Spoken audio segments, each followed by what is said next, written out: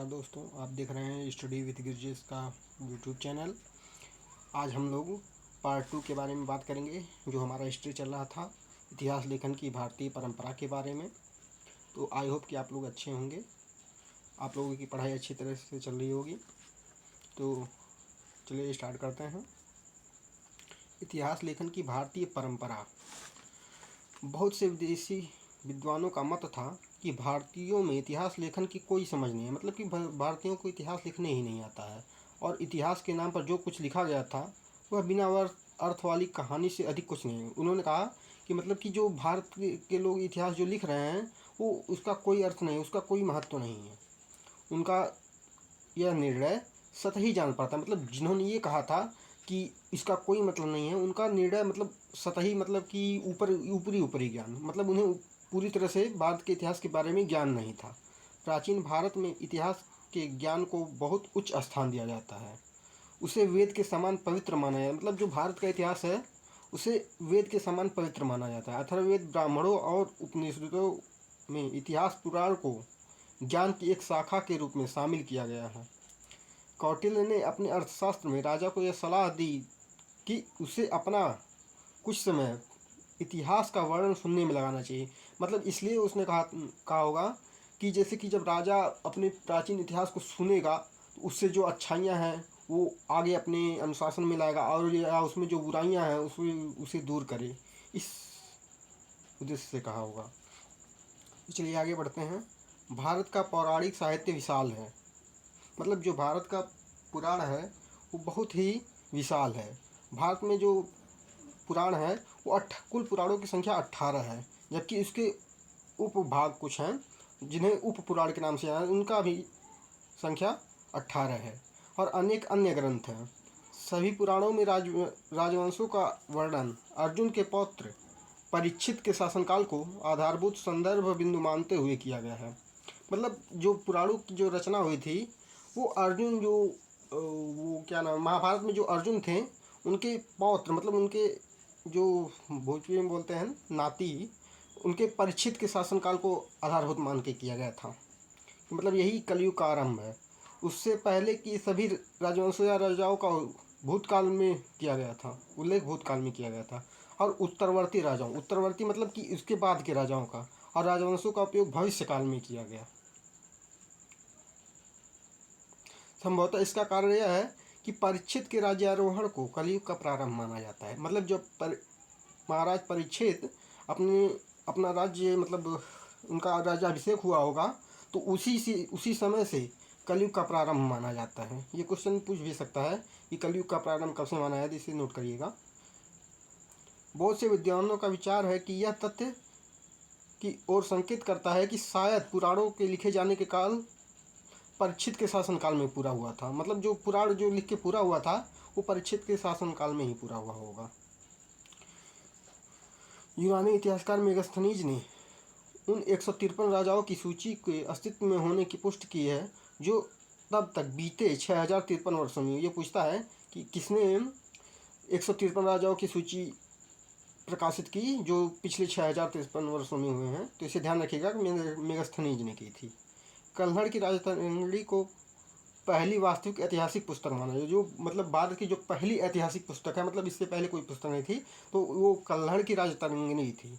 इसमें 12वीं सदी के उत्तर भारत का राजनीतिक इतिहास वर्णित है। जो प्रारंभिक मतलब इस विदेशी जो थे उन्होंने जो इतिहास लिखने का प्रयास किया था उसके बारे में जानेंगे। प्राचीन भारत का इतिहास लिखने के सबसे पहला प्रयास यूनानी लेखकों द्वारा किया गया था।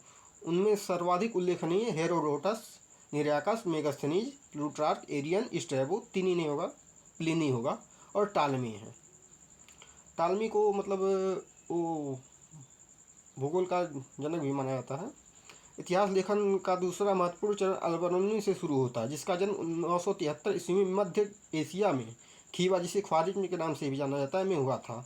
जिसकी मृत्यु 1048 ईस्वी में गजनी में हुई थी। इसके बारे में कुछ और जानेंगे।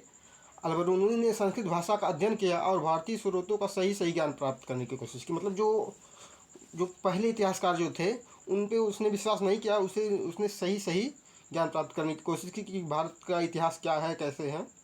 उसकी एक पुस्तक है, इसे तहकीक है हिंद या किताबुल हिंद कहा जाता है, ये अरबी भाषा में है, को काफ़ी हद तक वस्तुपरक माना जाता है, परंतु कभी कभी वह अपना क्षोभ व्यक्त करते हुए कहता है, हिंदू यह सोचते हैं कि उनके देश के जैसा कोई अन्य देश नहीं है, उनके राष्ट्र जैसा कोई राष्ट्र नहीं है, उनके राजा जैसा कोई राजा नहीं, उनके धर्म जैसा कोई धर्म नहीं है, उनके विज्ञान जैसा कोई विज्ञान नहीं है।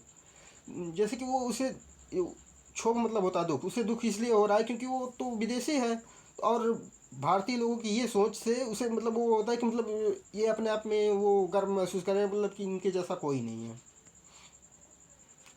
अगला कथन देखिएगा, हालवेल का कथन है, मिस्रवासियों, यूनानियों और रोमनों की मिथक नहीं होगा, मिथक होगा, मिथक विद्या और सृष्टि मीमांसा ब्राह्मणों के सिद्धांतों से उधार ली गई हैं। ये कथन है, इसे ध्यान रखिएगा। महान बुद्धिजीवी और राजनीतिक विशारद वोल्टेयर ने भारत को धर्म के सबसे प्राचीन और विशुद्ध रूप की वासभूमि और विश्व सभ्यता की शैशव स्थली माना है। मतलब भारत को जो है विश्व सभ्यता की शैशव स्थली कहा जाता है और इसे प्राचीन और विशुद्ध रूप की वासभूमि कहा जाता है भारत को। ये पॉइंट ध्यान रखिएगा, इम्पॉर्टेंट है। उसने भारतीयों का वर्णन करते हुए कहा था कि, किसने कहा था? वोल्टेयर ने, कि अपने अंको बैकगेमन, मतलब जिसे पासे का खेल कहते हैं, शतरंज के खेल, रेखागणित के प्रथम सिद्धांतों, अपनी कथा कहानियों के लिए जो हमारी अपनी बन चुकी है, हम भारतीयों के ऋणी हैं। मतलब जो वो अपना मतलब भारतीयों से जो जो भी, जैसे कि आर्यभट्ट ने जीरो की खोज की थी, तो इसी तरह से तमाम विद्वानों ने कई चीज़ों की खोज की थी, तो उसी का वो मतलब अपने आप को बता रहा है कि मतलब हमने उन्हीं से सीखा है। उसने आगे लिखा था कि संक्षेप में मेरी यह मान्यता है कि हमारे प्रत्येक चीज़, खगोल विद्या, ज्योतिष विद्या, आध्यात्मिक विद्या, तत्वमीमांसा गंगा के तट से है। गंगा के तट मतलब कि भारत से। गंगा कहाँ बहती है? भारत में ही बहती है। आइए दोस्तों, अब जानते हैं कुछ पुस्तकों के बारे में। जैसे हो गई अर्ली हिस्ट्री ऑफ इंडिया, यह भारत का प्राचीन इतिहास नाम से लिखा गया है। इसे एक ICS अधिकारी था, विंसेंट आर्थर स्मिथ, इसने लिखा था 1904 ईस्वी में। प्राचीन भारत का सबसे पहला सुनियोजित इतिहास माना जाता है इसे। ये क्वेश्चन पूछता है, एक पुस्तक का नाम याद रखिएगा। अगली पुस्तक देखते हैं, sacred book of the east, इसने मैक्स मूलर ने लिखा था। ये बुक सभी इंपॉर्टेंट है, इसे याद रखिएगा। भारतीय इतिहास को 3 कालों, हिंदू, मुस्लिम और आधुनिक काल में विभाजन जेम्स मिल ने किया था। हिंदू पार्टी के लेखक जो है KP जायसवाल हैं। Political history of ancient India, HC Ray Chaudhuri. History and culture of the Indian people, RC Majumdar. A history and ancient India, और एक पुस्तक और है, a history of South India, Nilakanta Sastri ने लिखा था। हिंदू सिविलाइजेशन पूछता है, RK मुखर्जी ने लिखा था। फंडामेंटल यूनिटी ऑफ इंडिया, ये भी RK मुखर्जी ने लिखा था। हिस्ट्री ऑफ धर्मशास्त्र, PV कांडे, ये इंपॉर्टेंट है, इसे याद रखिएगा। कार्ल मार्क्स का कथन है, इस प्रकार भारत पराजित होने से नहीं बच सकता, और भारत का संपूर्ण पिछला इतिहास यदि कुछ है तो उत्तरोत्तर पराजयों का इतिहास है जो उसने झेली है। भारतीय समाज का कोई इतिहास नहीं है। मतलब जो वो सिकंदर के समय के बारे में मतलब बता रहा है कि मतलब जो उसने झेला है वो मतलब सभी राजा जो थे कमज़ोर पड़ गए थे इस समय, तो हार जा रहे थे। तो वही वो कह रहा था कि भारत का कोई इतिहास नहीं है, तो जो भी इतिहास है उनका पराजयों का इतिहास है। मतलब कि हर जगह जहाँ भी जाते हैं हार जाते हैं।